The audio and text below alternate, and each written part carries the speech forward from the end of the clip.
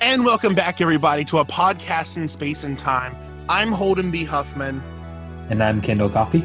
And today we are discussing Series 1, Episode 2 of Doctor Who, New Earth. We will be right back.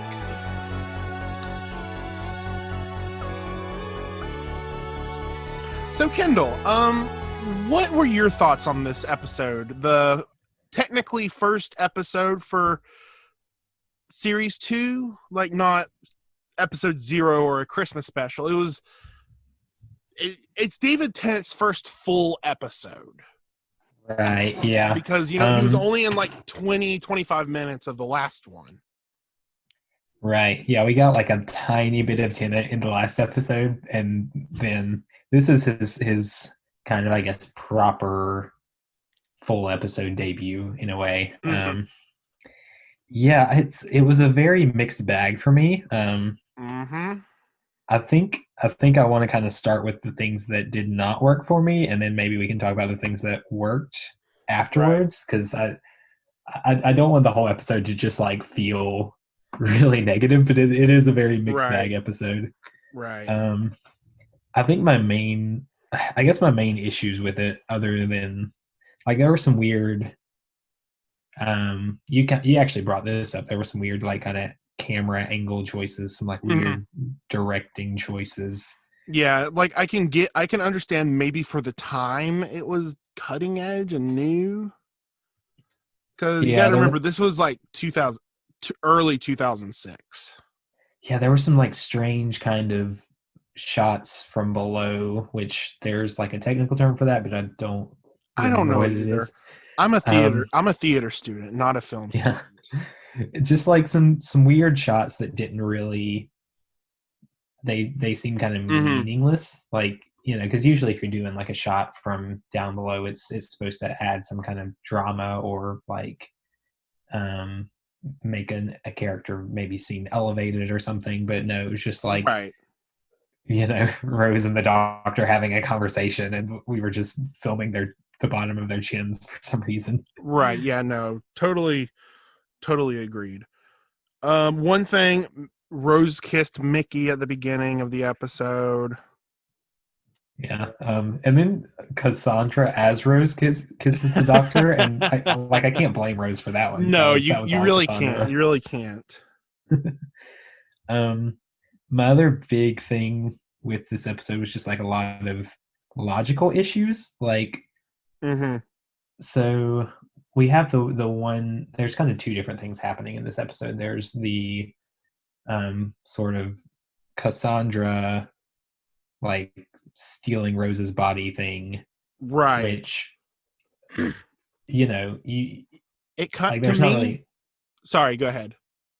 There's not really an explanation as to how that works, but right. It didn't really bother me because it's like a thing that you see in stories a lot, and like it's just kind of science fiction nonsense, Yeah, but Doctor Who is usually really good with explaining it.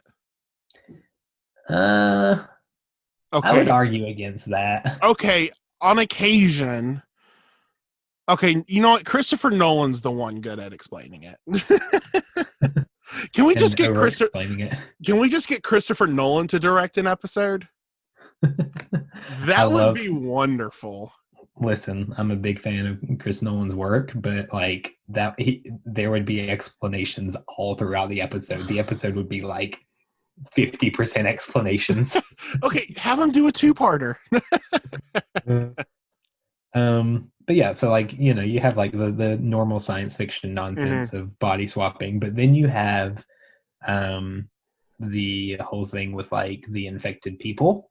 It kind of felt like two stories meshed into one in a bit. Which, like, I didn't mind that. It kind of, it worked. Like, it can work. It can work, but on times it can't work.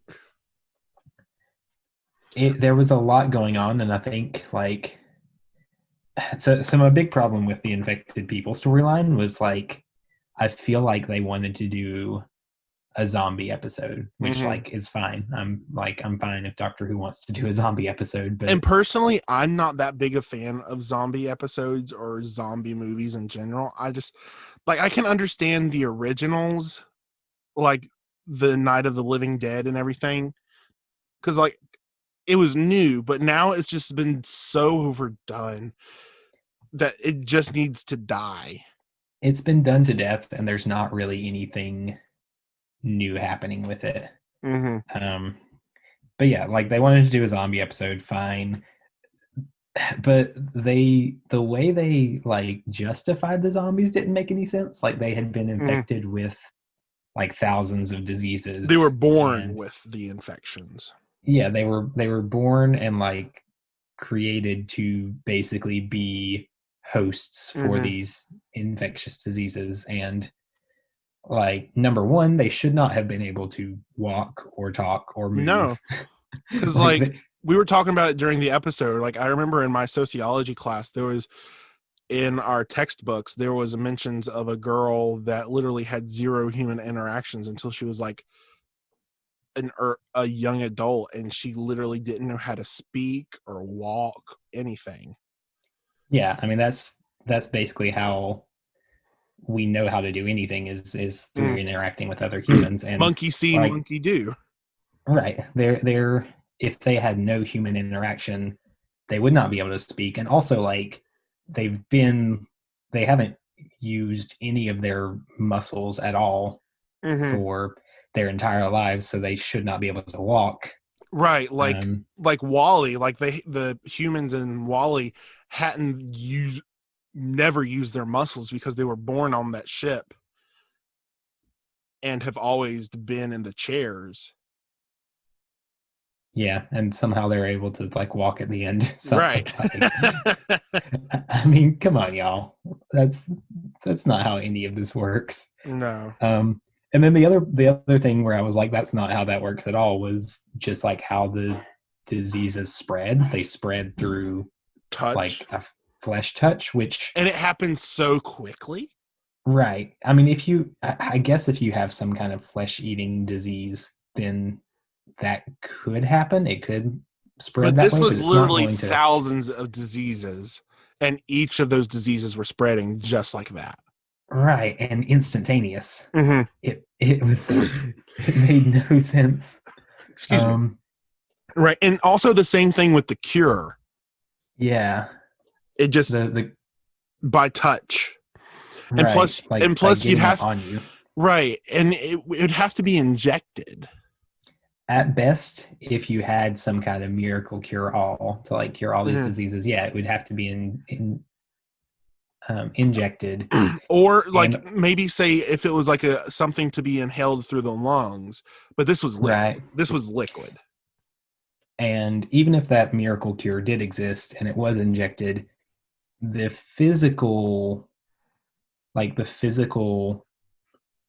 appearance would not have changed in that way. Like right, you'd still have you'd still have the boils and the scars and everything, but it would take a lot of time for that to go away.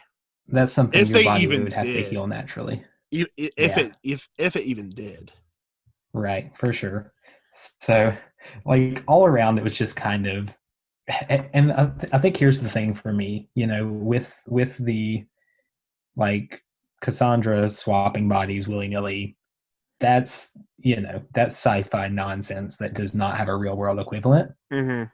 But we know how diseases work, Yeah. Like, we have a real-world equivalent to this thing. And also, sorry, continue. Oh, no, what were you going to say?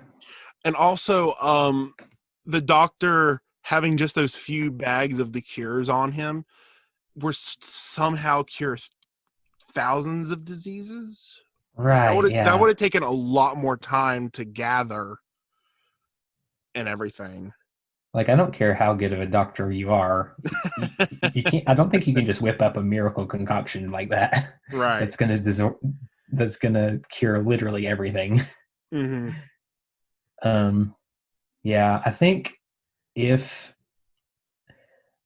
kind of how I think if I were to rework this episode, I think I would have done it would be to have some like make up some kind of disease. It doesn't have to be like every disease, there's some kind of uncured disease. And plus, this is the future, an alien future. Who knows Right, what's yeah. happened in billions of years? Right, and it could be like it's shown in this story to be like this very quick acting, like flesh eating thing that is spread through touch, Right. and that's what is like causing this. And I don't know. I just don't know how to resolve like the sort of the test tube people though. It's very messy. It is. Okay. Too much of a good ending for Cassandra. There are villains I like to there are some villains I really like to associate with, like Thanos, of like, I totally understand why he's doing it. It's wrong, but I understand. You know, there's some villains I like to agree with at that point, but there's also villains I just love to hate. Like, I'm trying to think. I don't know.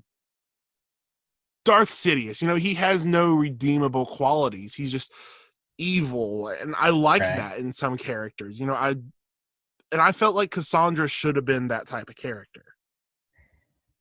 I don't know. I had mixed feelings about that.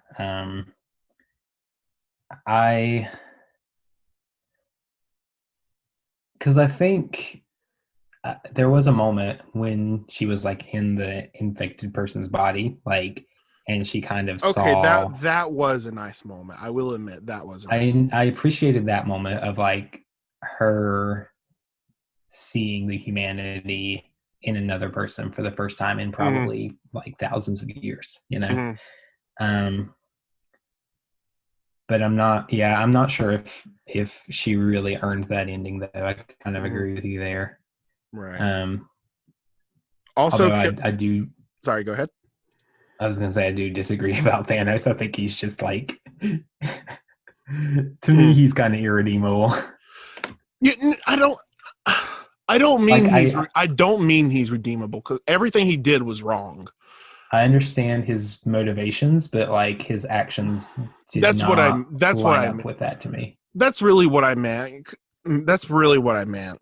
I don't agree with what he did. Like, really, if he really wanted to help, he could have just used the Infinity Gauntlet and the Infinity Stones to multiply the resources. Easy peasy. Yeah. To me, it felt like Thanos was just looking for an excuse to do what he wanted, and he kind of used he kind of used the death of his people as like a justification for that. But what he really desired was not actually to help the galaxy. I think he was just kind of using that as an excuse to justify it, I guess.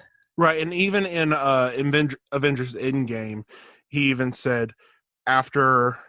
Well, if this is the resistance I'm going to get from doing it, I'm just going to start over. I'm going to destroy every single life form, and I'm going to enjoy it very much. Yeah, I think in that moment we kind of see like the truth of what he's trying to do. Like, he's not really here to help. He just kind of wants to play God. Right. But he's telling himself a nice story to like feel better about it, I guess. Right. Well, thank you for joining us, our Marvel Cinematic Universe podcast. Okay, now to talk about cats. Cats. Who is your favorite cat? Who is your cat, Solna? Well, I'm a big fan of Magical Mr. Mistopheles. Unikitty. I think I'm a big fan of Unikitty. From the Lego movie. Yeah. I understand that reference. Yeah, no. I wasn't really doing that for you. I was doing that for the audience. Oh, okay. Okay, well, first off, I'm not really that big of a fan of cats. Okay, I like cats. I'm just allergic to them. So there's kind of a barrier there that makes me not like them. Okay, see, I thought we were talking about Cats, the hit Broadway musical turned into a fabulous film. I mean, I'm talking about that too. I'm talking about, sorry. A fabulous film that's not, like, in any way horny. No, not at all. Not at all. You know what? We're getting the Snyder cut. I want the butthole cut. I want the butthole cut of Cats. Please, We know it I exists. want it. I want it so bad. I still haven't seen Cats. I'm going to. Very soon, I'm going to. Listen, I'm not going to watch Cats unless it is the butthole cut. All right. Okay, once the butthole version comes out, I'm going to make sure you watch it. We'll do an episode on it. We'll do an episode. Do you want to hear an episode about the butthole cut of the Cats movie? Let us know. Yeah, let us know in the comments down below. Okay, no. And what's up with these cat effects actually looking better than a millions and millions of dollar budget movie about cats?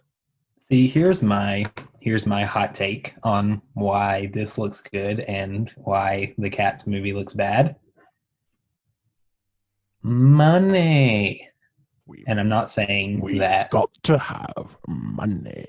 Sorry. Listen, I'm not saying that like they look better because the Doctor Who budget was somehow higher than the Cats budget. No, it's better because they resourced their money wisely.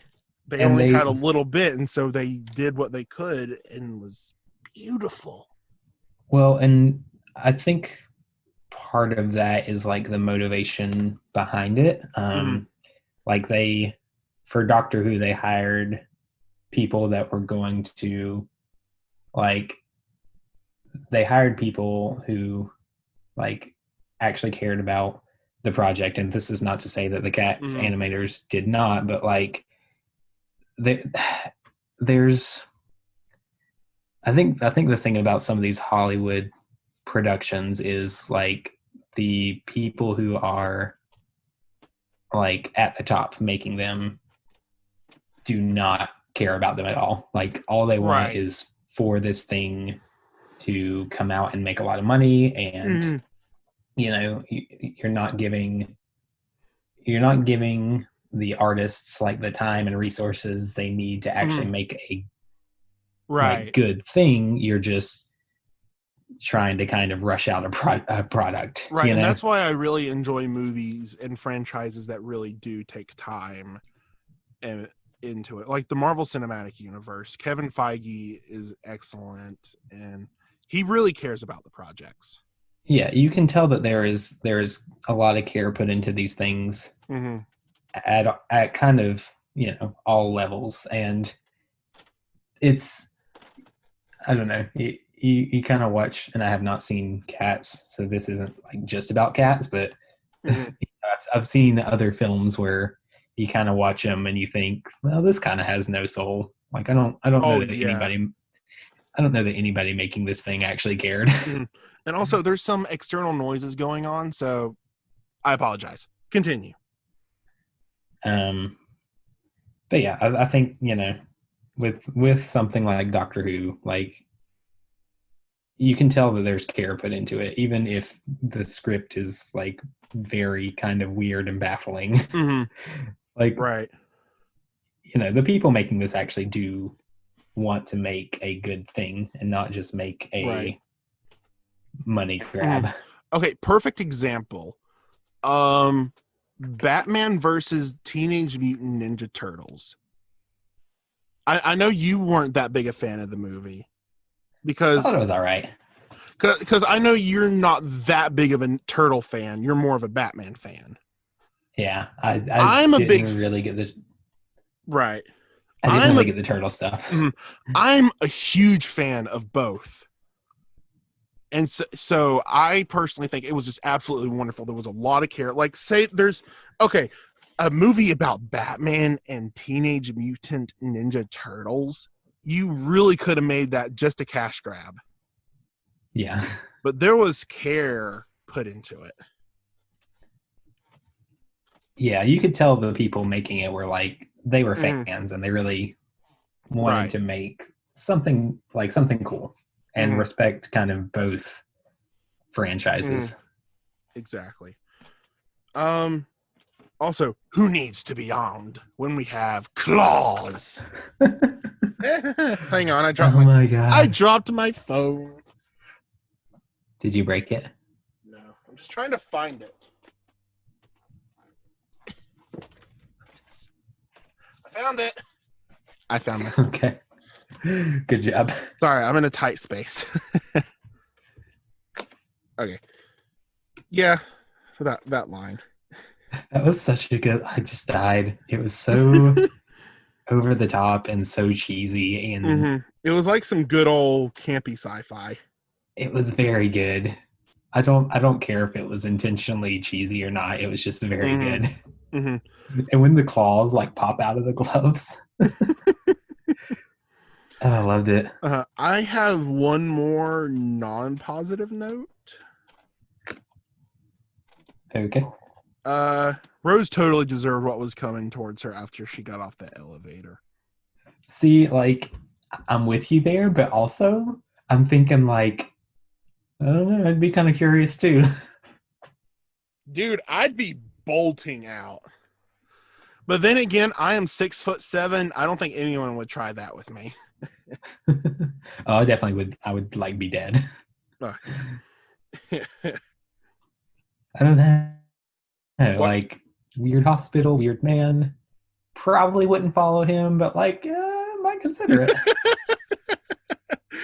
Oh gosh, you're that guy in those movies. I would probably die first in a horror movie. I really would. Yeah.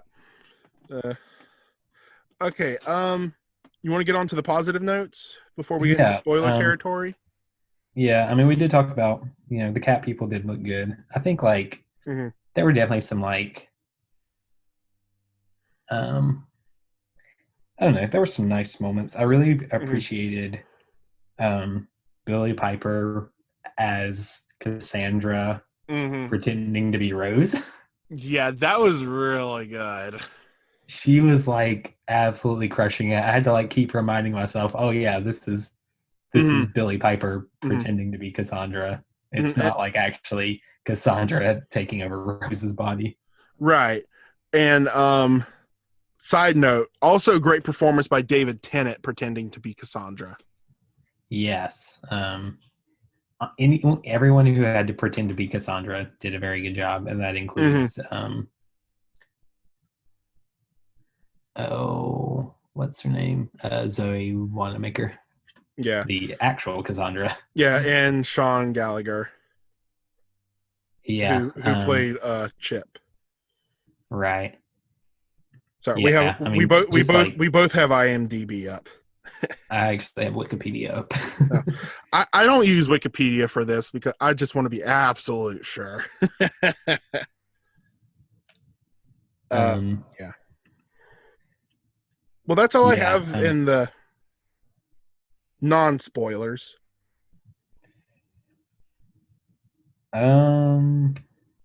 Yeah, that's pretty much it. Well, do you have something else to add? I mean, if you do. No, I was just looking at my notes. Oh, okay.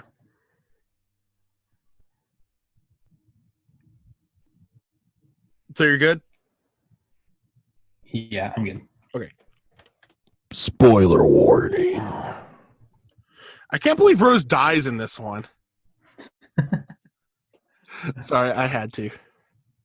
I don't know how to like start the spoiler section without making a joke about somebody dying. I know, honestly. It, right? We've gotten so used to it at this point. First appearance of David Tennant's. I'm sorry. I'm so sorry. And will not be the last. No. There are many more of those to come. Oh, yeah. I like how David Tennant's doctor being sorry just like became a thing. Like it just speaks to how much turmoil he went through and also like everyone around him went through. Oh, gosh. Yep. Which I guess in a way that's kind of Doctor Who in general, just like people going through turmoil because of the Doctor or around the Doctor. Right. I don't want to blame the Doctor for everything, but like, yeah. These people's lives would probably be less tumultuous if they were not hanging around the Doctor. Also, can we talk about Rose saying, I love this. I love traveling with you. I could do this forever. That's not hinting towards something. Nope. Not at all. Russel T Davies is not hinting toward anything in this episode. No, episode at all. not at all. No. Not with Rose, not with the face of Bo. Oh yeah, I have that noted as well. Okay, we mentioned in The End of the World, we didn't think Davies planned on Jack being the face of Bo at that point, but he totally did now. Yeah, I think at this point he's kind of got that plan in motion. Mm-hmm. Wow, I only have one more spoiler note. Okay. I don't have any other spoiler notes, honestly. Oh, wow. Okay. I didn't have a whole lot of notes on this episode. Yeah, I didn't either. I was very distracted by like the weird logic. Mm-hmm. My only other note, the spoiler note I have, is that the actress who plays Sister Jat,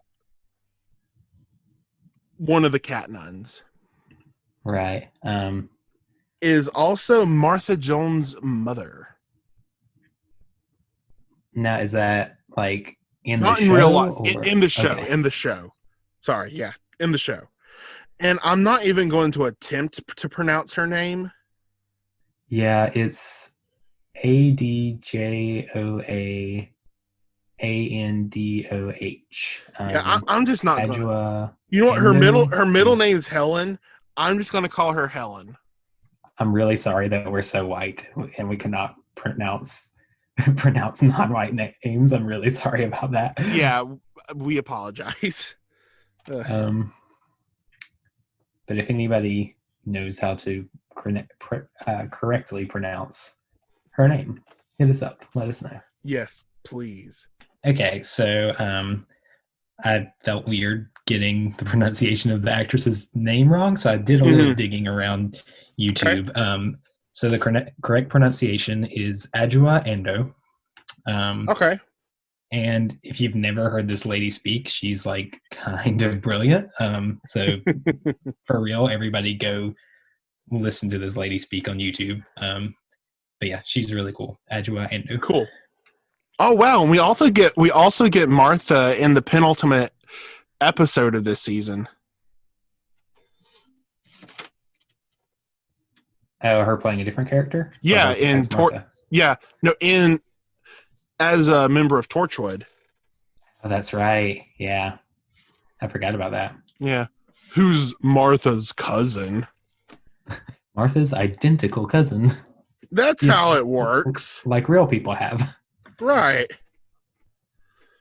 I mean, you know, Colin and Dill Sprouse, they're actually cousins. I mean, I have an identical cousin who looks just like me. Sometimes I have him on the show, and you never know. What? Well, what's his name? Kendal. Kendal. Yeah. Mm-hmm. That is Kondyll.